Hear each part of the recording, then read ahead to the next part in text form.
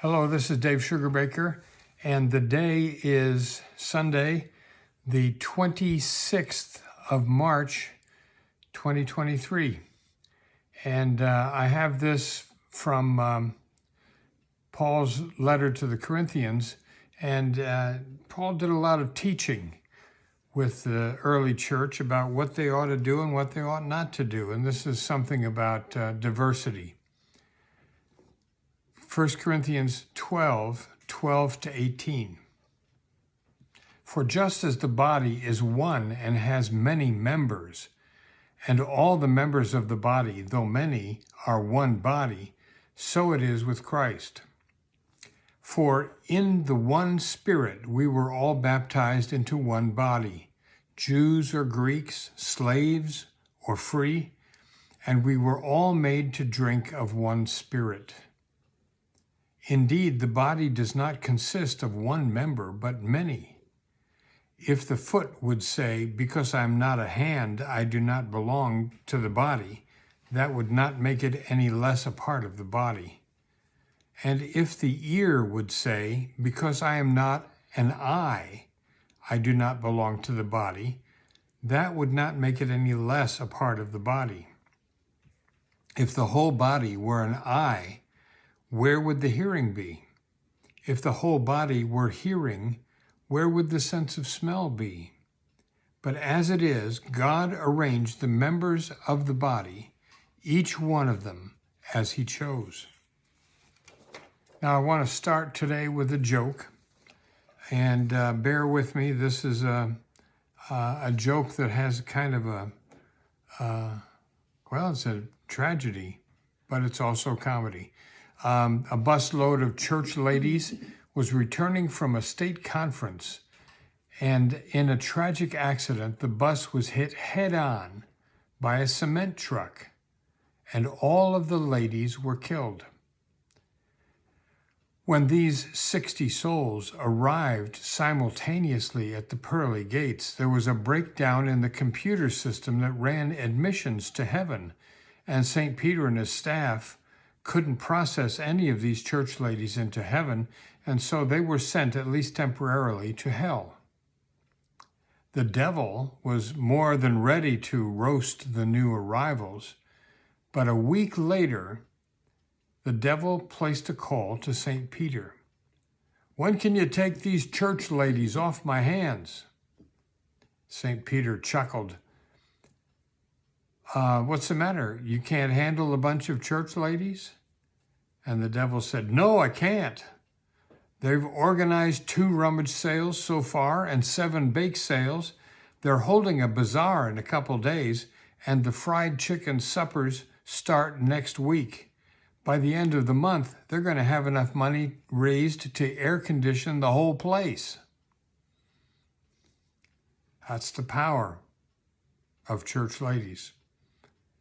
I recently heard about a friend of my younger daughter in Alaska. She was sharing news from her friend, whom we used to know. In fact, we had met her first in Australia. But this young woman has since married and has 2 children, and her husband recently had shoulder surgery. And after the surgery, things were not healing up the way they were supposed to. After a good deal of medical sleuthing, the answer was finally out. It was long COVID getting in the way somehow of this man's healing after surgery. That was a real surprise. But COVID has a lot of after effects. I had a moderate case of COVID myself, which eventually went away. I certainly wouldn't wish COVID on my worst enemy. The after effects of COVID, for me, left me with blood clots in my lungs. As it turns out, COVID increases the risks of blood clots. My symptom was extreme fatigue, and I would get so winded climbing a flight of stairs that I'd have to stop halfway up and recover and huff and puff. The blood clots were preventing me from getting air into my system. Pretty basic. Simple blood thinners were the answer to the problem, and my symptoms were relieved within 24 hours. But COVID's after effects almost got me. I was really lucky. To this day, I remember being so out of breath that I couldn't walk from my car to the front door of the fresh market where I usually got baked goods for Elaine and me. I don't have a current problem, but the memory of the disability sneaks up on me sometimes. I think that's called PTSD. COVID's after effects may be affecting us as a community as well. Sociologists are saying that community organizations have lost 30% or more of their membership participation due to the pandemic. I know churches are feeling the shrinkage as well. Church attendance has declined markedly since the pandemic. We would like to think that we're no longer living in pandemic times. But the worst of the pandemic may be behind us, but we're still having 1,700 COVID deaths per week in the United States, according to the latest reports in March. Both churches that I serve faced a challenge recently. In both congregations, a well-loved member passed away, not from COVID. But the pattern for the church was to host a dinner for the family and friends following the funeral service. With post-COVID participation down and numbers depleted, could we still do a dinner? We just don't have the people that we used to have, I heard. Could the church offer this symbol of love and support to those families in the midst of their loss? In both cases, both churches said resoundingly, well, yes, we can still do it.